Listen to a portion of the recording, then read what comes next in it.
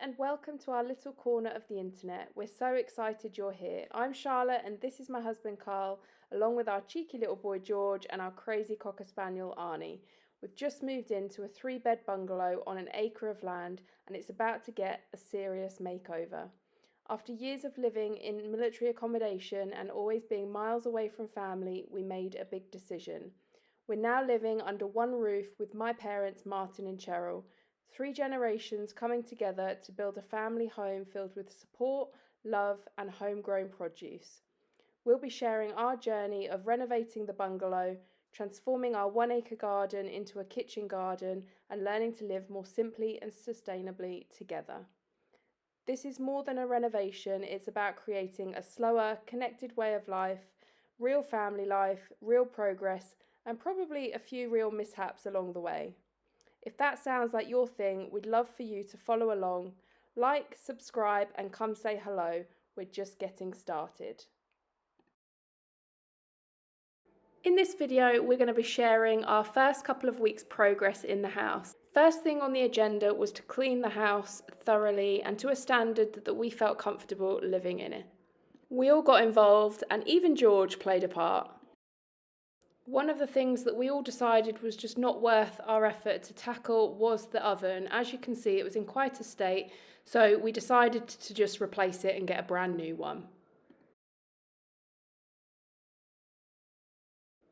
Does anybody else have a thing about sitting on somebody else's toilet seat?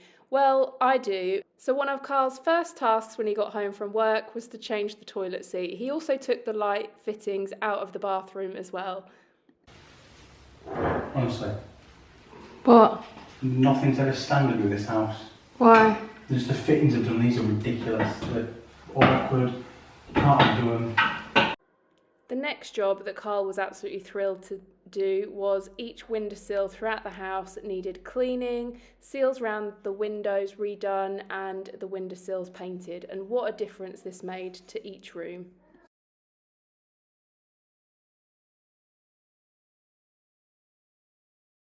Even my dad, who is not known for his domestic prowess, got stuck in with a few household cleaning jobs.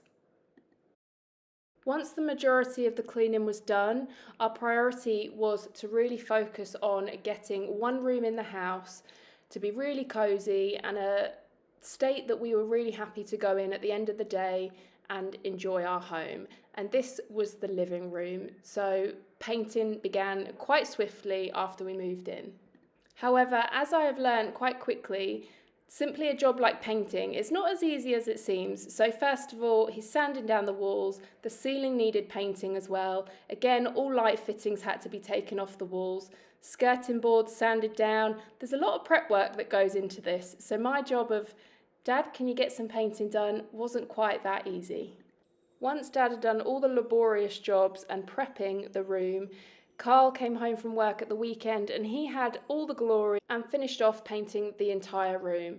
What are your thoughts about our choice of colour? It was bold, but my inspiration for this room was that it was cosy in the winter. This is going to be our winter room with the fire on, dark green walls.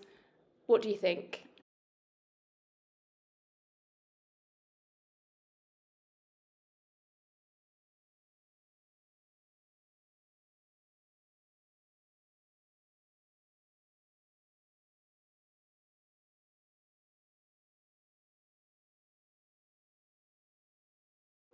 We do still have lots of finishing touches to make to this room. We want to have a proper fire surround. We need curtains. We want to change the carpet.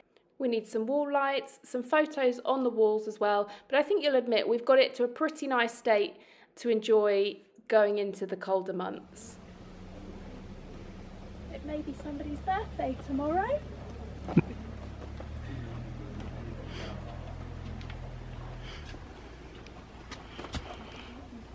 Never let it be said you're understated, Charlotte. Well, you know, we might have 1,000,001 jobs to do, but it's still a little man's birthday and we have to recognise that. Wow.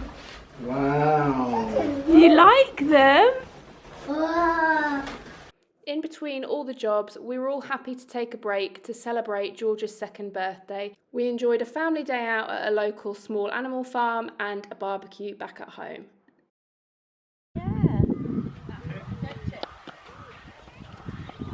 Interesting, is it?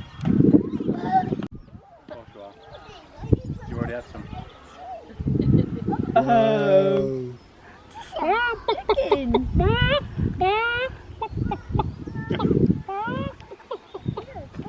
You ready to go? Yeah.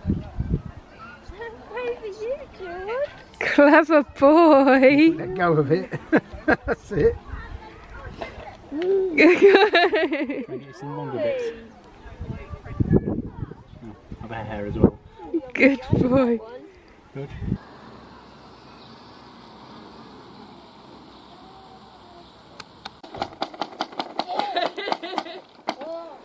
Don't forget to do the edges. Boy. That one's mine. Oh, I see. Cheers, Mum. Cheers. Good boy. That's it. You've saved Grandad a job. Yeah. Right, if you could just go around and do all the trees in the acre of ground you got, Sunshine, that'd be great. Dear George, happy birthday to you. Oh, wow, look at that, George. Wow. Well, Cheryl and I have returned to the plot to pick up a few things in the van when we take the van up to the house for the first time. It's been in repair the last week, and my goodness, you struggle to get down the paths. However, I knew this would happen, and we're still cropping, so although it's a mess, it does sadden me slightly, but I knew this would happen, and we are still getting food, so that's the main thing. Do you want a tomato? Do you know, I've gone right off them. Don't say that now. So this is a good example. It looks a mess, but actually those leeks are still growing strongly. So even if they only grow this big, we'll harvest them, chop them up, freeze them and eat them in the winter. And the Uchiki Kuri winter squash have come up trumps. Looking really good. I'll wait till the stems have turned proper brown. We'll chop them and we'll take them back to the new home, store them in the shed and use them over the autumn, I think.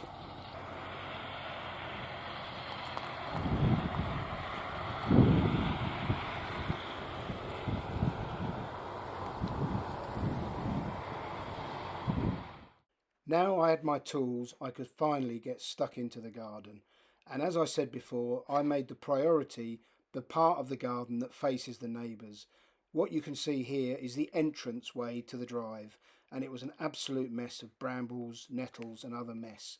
So Cheryl and I set to, tidied it up, cleared it up, and it made a hell of a difference to the first impression as you approach the home. Now, one of George's presents for his birthday was a toy lawnmower.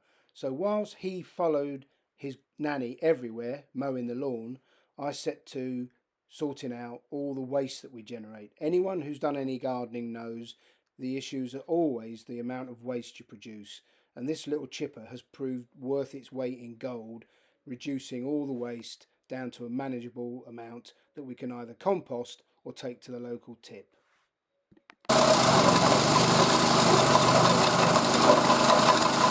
There is so much to do in this beautiful garden, so much work. We've made a start, but there is a lot more to do. So join us next time when you see more of the work we've done and the improvements we've made.